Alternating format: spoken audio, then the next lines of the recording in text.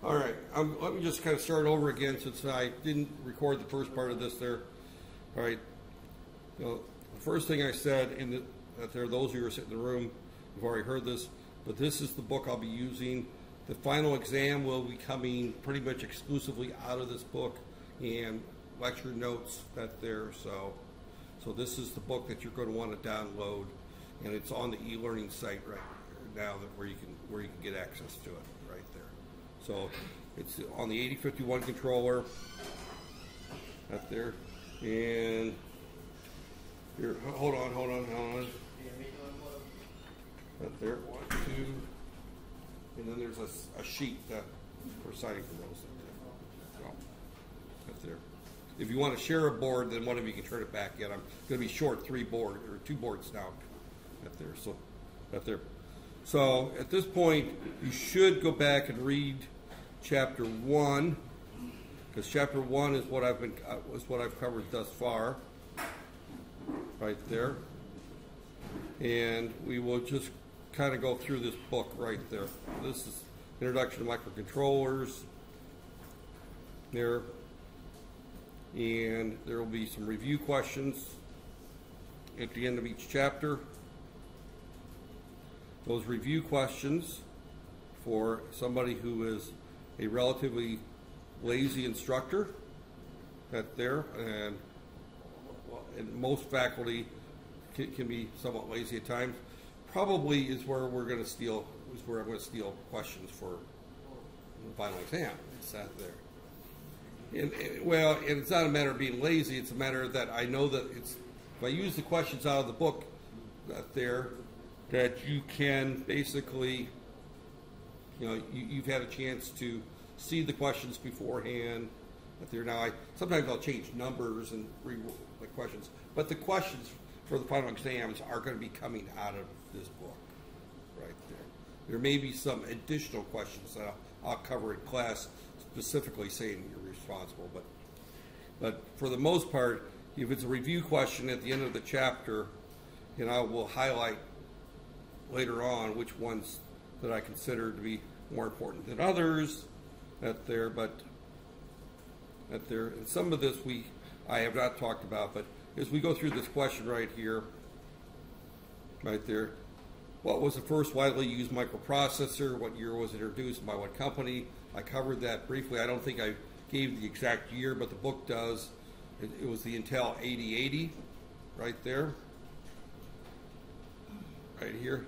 2 of the smaller processors were Moztec and Zilog. I didn't really cover that. Moztec was the 6502. I think I did mention the 6502. That's the one that Apple used for the Apple II. It was also used by geez, I just drew a blank there. The video game people, that there. Yes. But the Ataris, the early, Pong and Pac-Man and all those video games in the 70s. They all used the 6502 right there. The 8051 right there.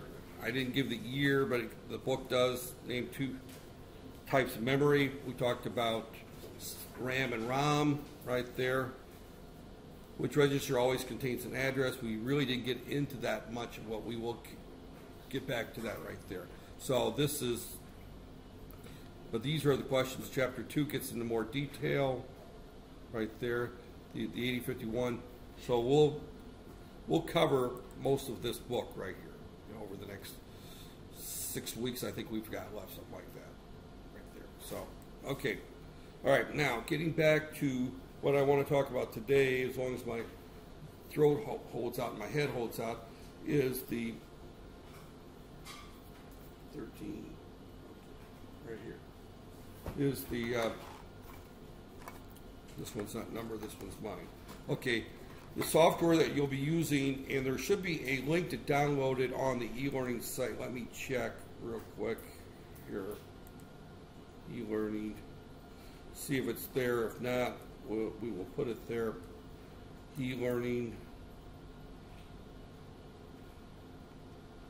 E-learning students, right there. And actually, as it turns out, my e-learning from last semester, most of this stuff is still there, so I didn't have to repost it. But a lot of the videos are don't watch the videos from last semester because they will probably confuse you since I did multiple processors right there. Okay, well, maybe. E-learning seems to be down, or my internet connection. Well, it shows I got a good solid internet connection.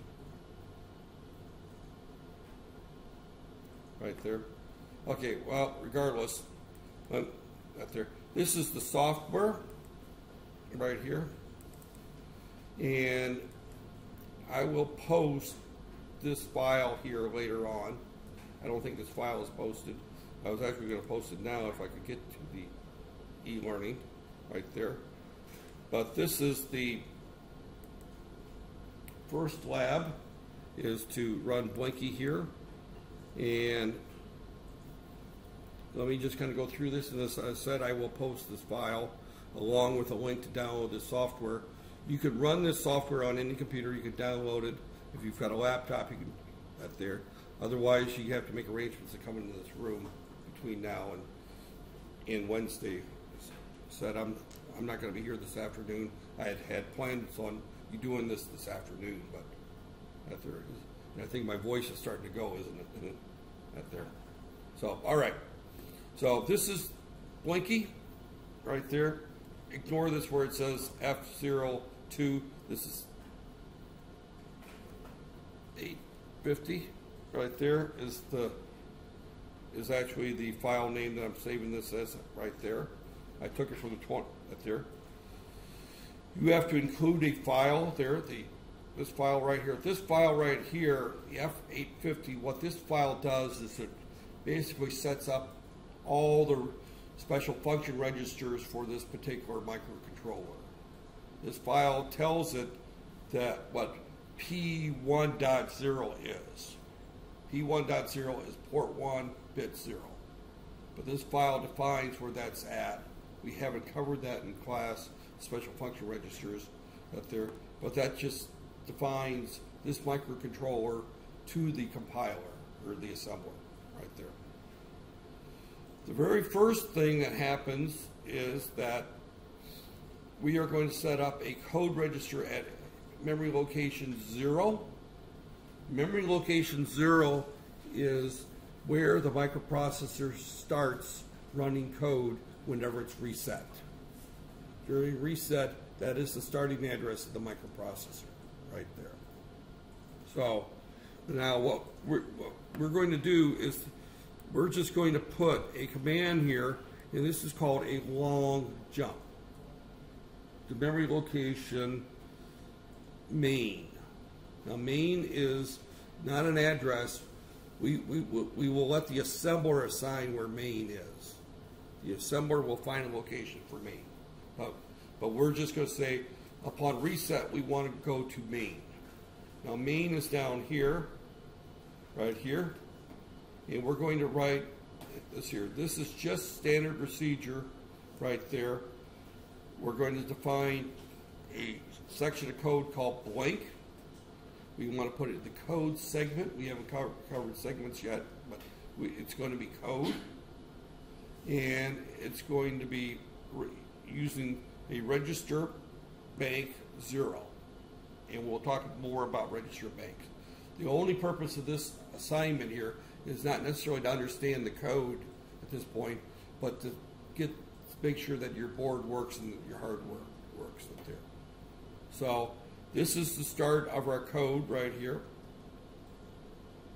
Right here, main. Before main, I mentioned that we do have the equates. We have on port 1, bit 0, we have a green LED. Actually, I think it's red LED. The board that I stole this from used red. It had a green one there. It had a red and a green one. So I just rewrote this from another board right there. So right there. There's something on the 8051 we'll talk a lot more about in more detail called a watchdog timer. The watchdog timer is it's called a watchdog, WDT, watchdog timer. And the purpose of the watchdog timer is that if we get into a infinite loop. You know, on Windows, say the blue screen of death, you know, where things go bad, right there. The watchdog timer resets the processor automatically, right there. It's a very important thing because if we have, for example, a gasoline pump that we're putting our processor in, and it happens to lock up, the processor just freezes for whatever reason, while it's pumping gas, and we can't do anything, that thing's going to pump gas until the tank underground is empty, right there. So we want this thing to reset, right there. And if, say, for example, we have a microprocessor that's controlling part of a jet engine, and this thing malfunctions, we want it to reset, right there. So the watchdog timer is a safety mechanism built into the processor to reset it in case something happens, in case it locks up. So later on we'll talk about having to tickle the dog or pet the dog every so often to make sure that the dog is happy so that it doesn't do the reset. Because if the dog doesn't get pet often enough, it'll start barking and reset the processor. So that's a lot of the terminology that people used when the watchdog timers came out. You know, and most microcontrollers have a watchdog timer built into it. Well, for this particular lab, we're going to do what you would never do in a real live project, and we're going to just disable it so we don't have to bother with it, right there. So those two commands just disable the watchdog timer is all it does, right there. So we basically tell the dog to go to sleep, right there, right there. So, right there. The next line here, right here, or basically set of lines. The first one there enables the port crossover I/O crossbar.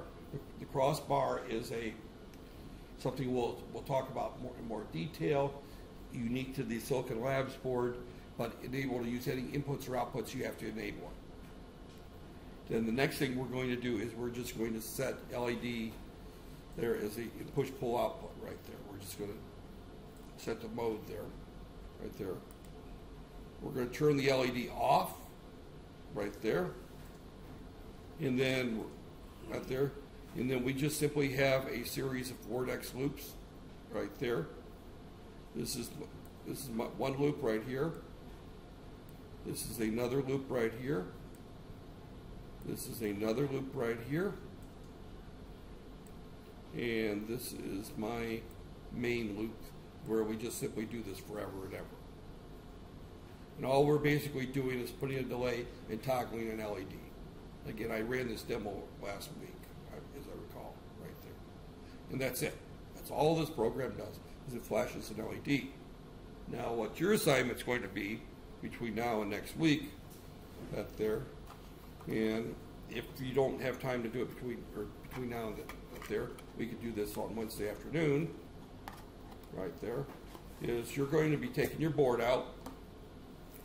This is your development board, and I don't have a camera here, but actually what I do have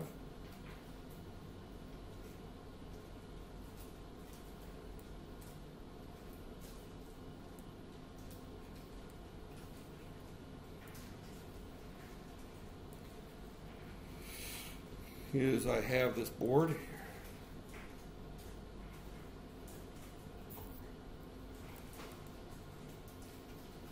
Oh, that's not the right one.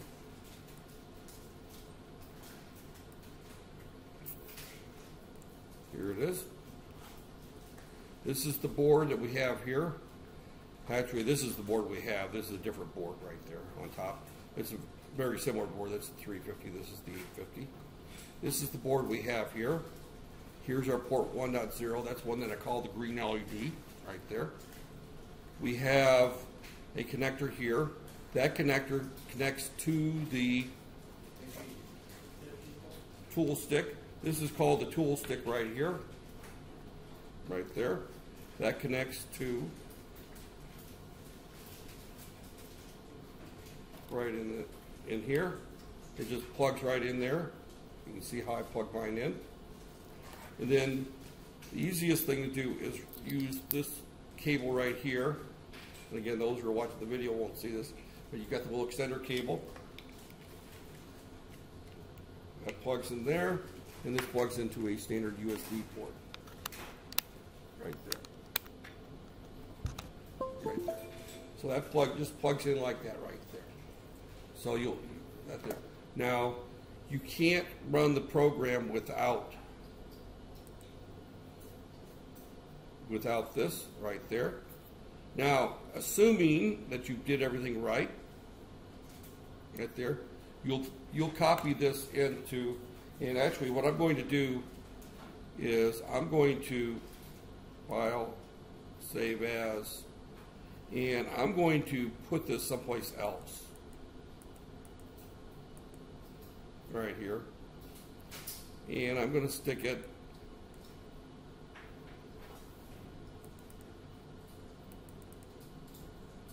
I'm going to create a folder called Blanky right there.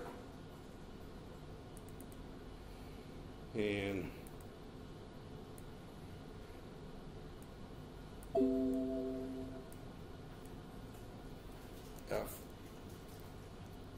F85X underscore Blanky.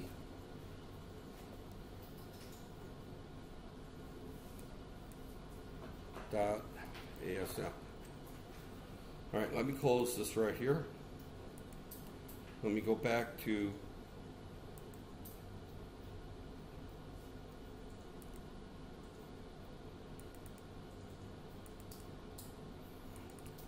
there's my file right there. Now I'm going to right click this here and I'm going to say open with, and you can do this multiple ways. Now notice that it doesn't show up there, right there. But what you can do is open the IDE. And let's just close everything. Project close everything.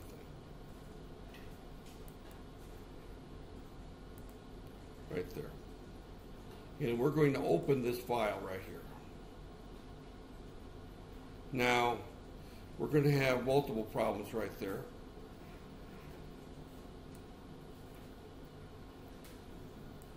Right there. Right there.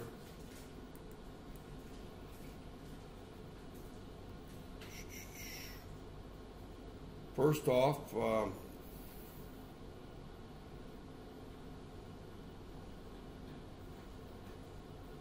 and here's my C drive. Okay. Users. Okay. Now, if I try to compile this right here, I'm going to get, yeah, it did compile fine. Okay. Sometimes you might get a warning that they couldn't find this file. Actually, it shouldn't because that file is part of the include. But if you do, you copy that file into that directory. That file would be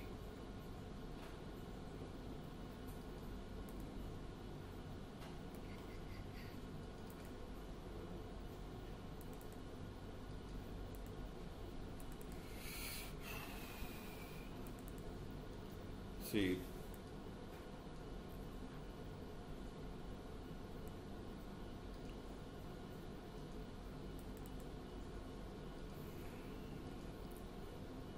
And it's going to open the, oh, I didn't want to open Visual Studio.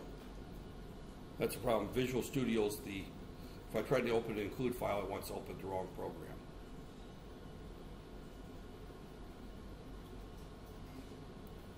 Right there. But as you can see, this file, but if you get the warning that they're just simply copy this file here to your directory, just copy it and just put it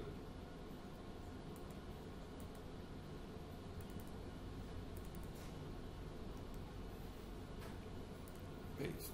Just put it in that directory right there. But in this particular case, it was smart enough to find it. So we've opened the file, we compiled it there.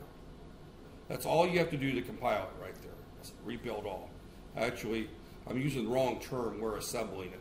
compile is we're going to see assembling it. Now what this does is this actually creates a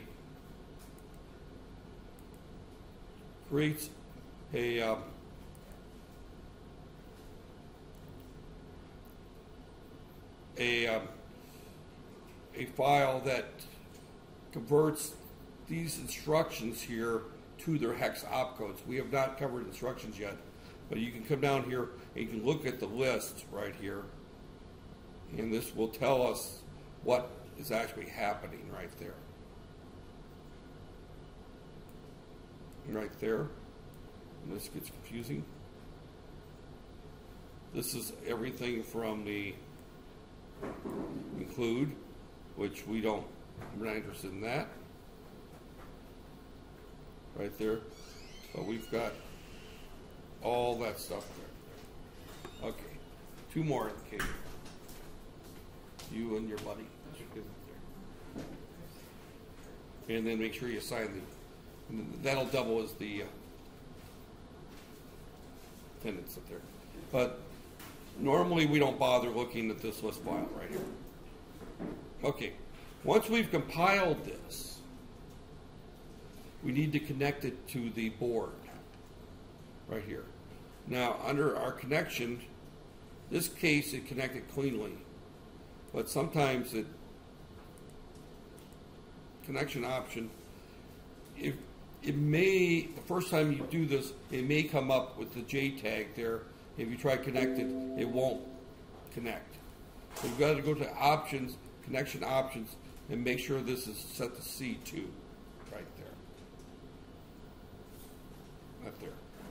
So, and it's a USB debug adapter right there. And it sees, you may get a message saying that, oh, yeah. Right there. Okay, there's a list for that there. You may get a message saying that it has to update the firmware before you can use it. Go ahead and update the firmware. That's the firmware inside this little tool stick right there. You know, the program right there. So once we've connected right there, then we get the download arrow comes in. This downloads our code to our microcontroller right there. Now we're ready to run this right here. So now we can start single stepping through our code right there. And now when you run this, remember that we got our debug windows right there. There's our registers right there. We're not using our registers here. We can look at our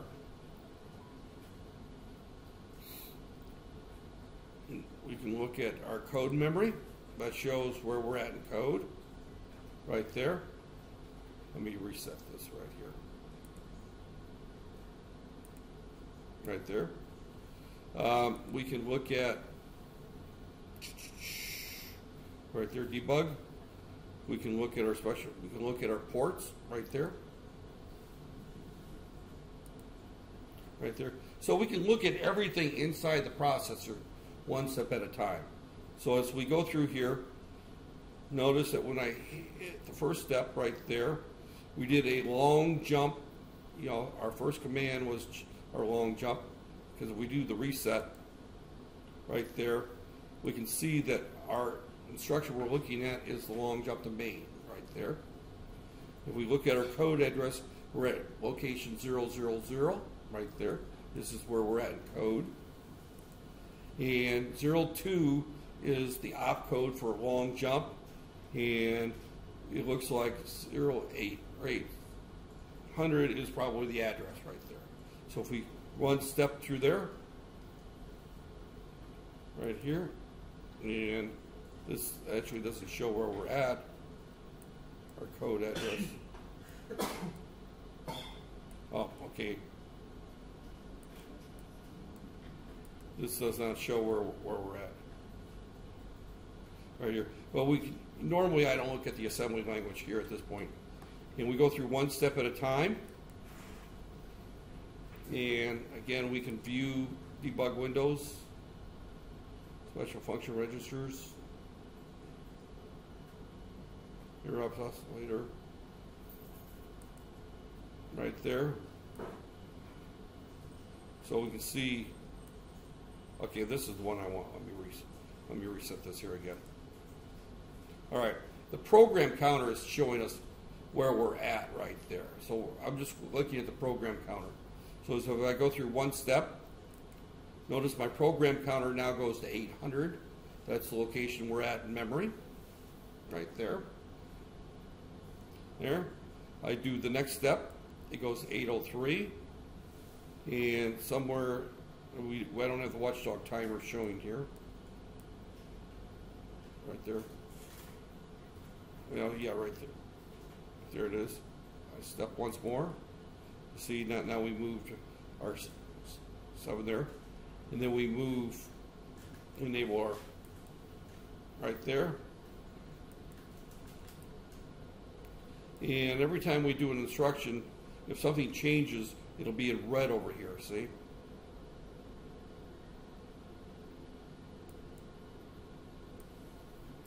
See, port 1 change. Right there. Step. R7 changed. So R6 changed. R5 changed. See, every time I click through this, 1 is subtracted from R5.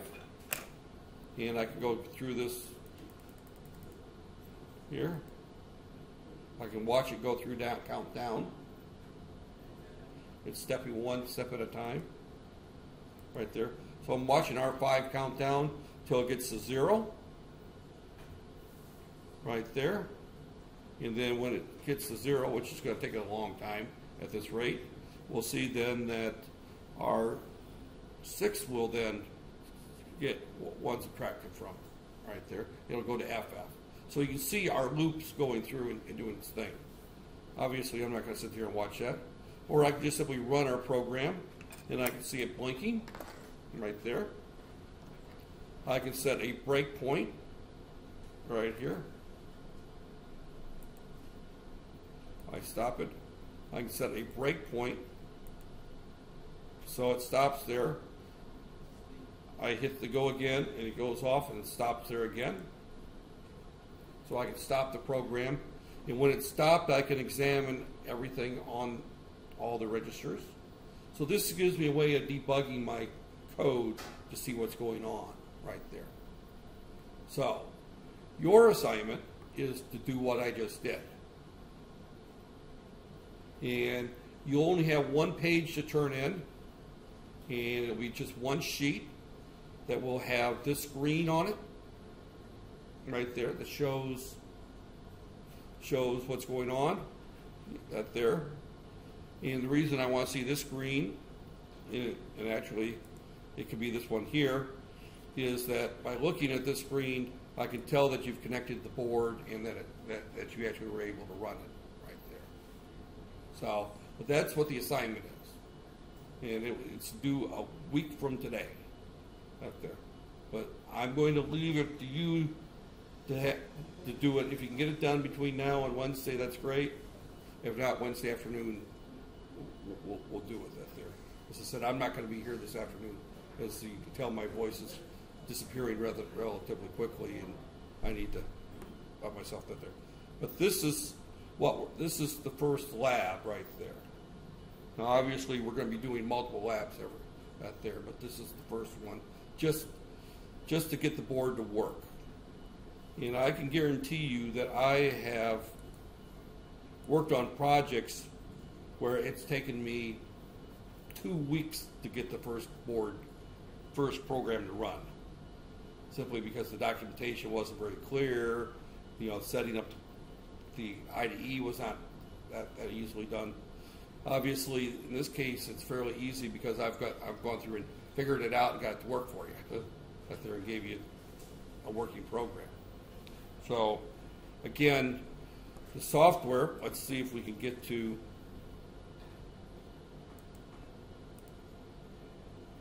the e-learning site again.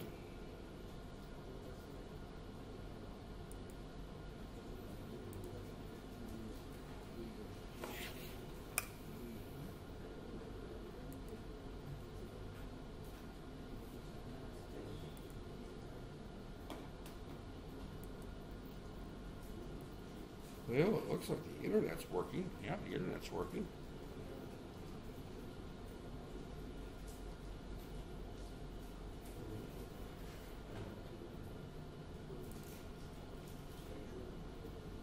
I don't want this one here.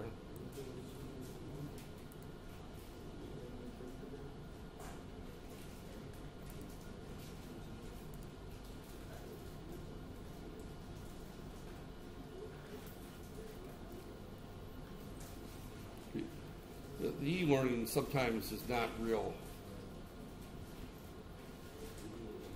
Up there. Okay. I will try to get this. When I get home, I'll get this file up there. But the file is, the only thing on the file right there is just this file right here. Now, keep in mind that actually you don't need to do anything here. If you just have the file, this line here tells the compiler what processor you're using. So you don't really need to do anything else with it right there. So if you've got that file, it'll be saved by this name. Just copy it into a directory, open the IDE, open the file, again, just like I did here. I'll go through the steps again one more time. Close file, close all.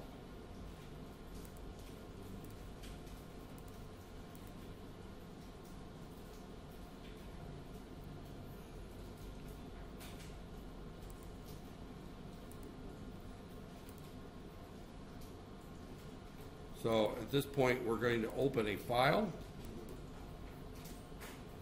and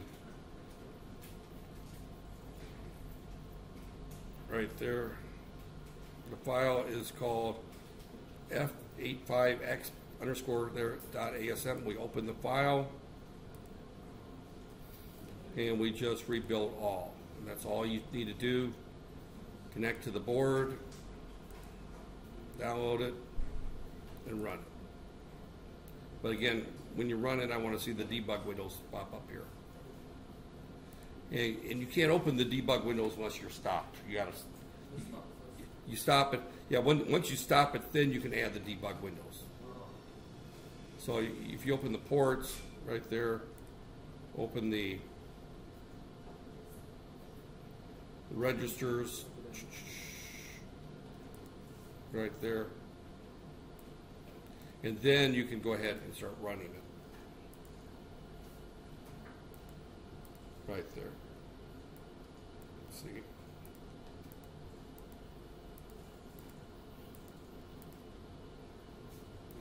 You see, it goes from FA to FB because that particular port right there. And depending on where you stop, these R values will change wherever the R values. Oh, I don't have the registers. You see, if I go to the debug windows, I can see I can't add anything to it. But then once I stop it, right there, debug windows, then I can put the registers on there. You can see they all have various random values wherever I stop it, because that's wherever it's at in the loop right there. And depending on whether the LED's on or off when I stop it, is whether it's FA or FB. Right there. We're not using the accumulator or register B. The program counter tells you where you're at in the code at the time you. And 90% of the time when you stop this, it's going to be 817 because that's this line right here. Right there is where it's usually going to, because that's where it hangs out most of the time. Because it just stays on that line 256 times and then it goes to the outer loop and then stays in that line 256 cycles again. See, whenever I stop it, it's always going to be right there. Right there. If you look at other files in that directory,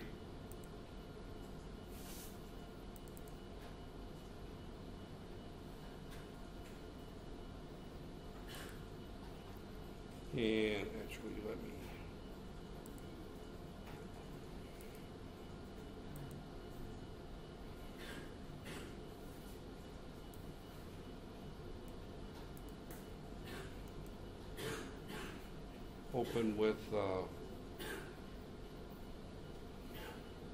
Notepad. You can see this is that large file right there, and that's all. Yeah.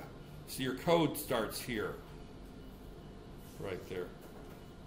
Everything up to this point right here, this is all from that include file. This is the actual code right here, the equate right here. And here's your code, start main, right here. Right there. There.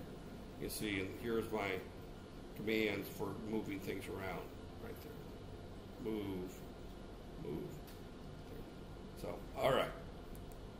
Now, time for the important thing if it works. No. Evidently nothing's working today on that there. That's all right. I've got that. Where's that list of we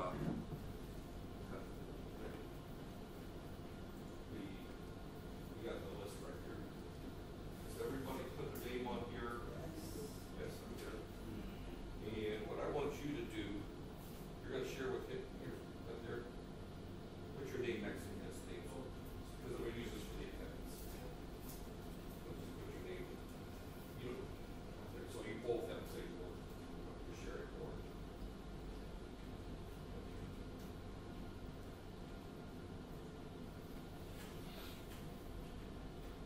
Quick question: how many people are going to be downloading software and running this on their laptops?